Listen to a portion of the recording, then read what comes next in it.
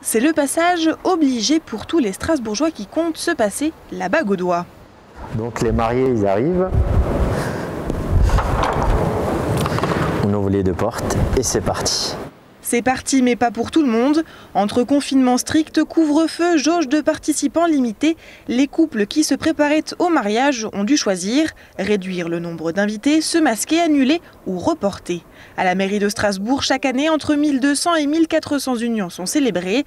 Mais rien qu'au premier semestre de l'année 2020, 240 mariages ont dû être annulés ou décalés. Tout le couvre-feu, le premier couvre-feu, on a eu la jauge qui est passée à 6 personnes. On s'est rendu compte qu'il y avait à peu près 30% de moins de mariages. Alors ça, c'est sur l'année. Après, au niveau de l'été, c'est vrai qu'au moment de la reprise à la normale, ça allait plus ou moins, on va dire. En règle générale, août, septembre.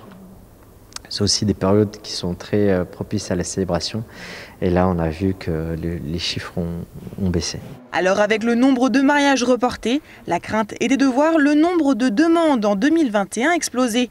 Mais pour l'instant, pas de rush en mairie. En cas de grosse affluence, plusieurs solutions sont à l'étude. Augmenter l'audience encore limitée à 20 personnes, ouvrir une nouvelle salle de mariage ou écourter les célébrations. Et ils ne sont pas les seuls à s'adapter. Donc d'habitude, je suis à un classeur. Voilà, cette année, je suis à 3 et il faut que je m'en sorte avec ça. L'année dernière, cette fleuriste de Soulsou-Forêt était engagée sur une quarantaine de mariages. Plus d'une trentaine ont été décalés à 2021.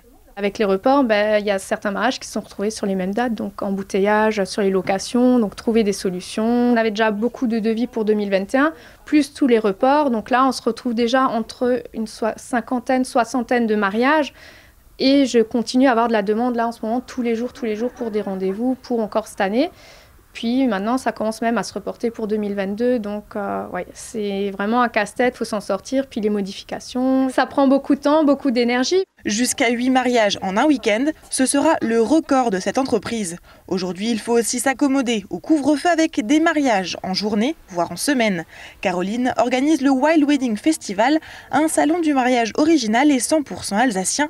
L'édition de Mulhouse devait se tenir à la fin du mois.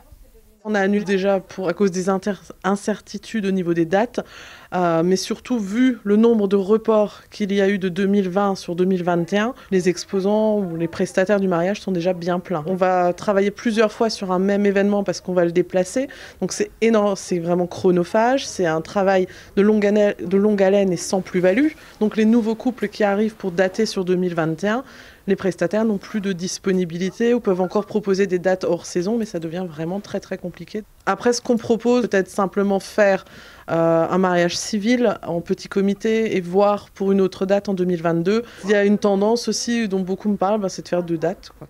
Les professionnels du secteur du mariage souhaiteraient aujourd'hui un calendrier pour se projeter. Selon l'INSEE, le recul du nombre de mariages est historique, 34,1% de moins en 2020 par rapport à 2019. À noter qu'au mois d'avril 2020, seuls 8 mariages ont été célébrés en France.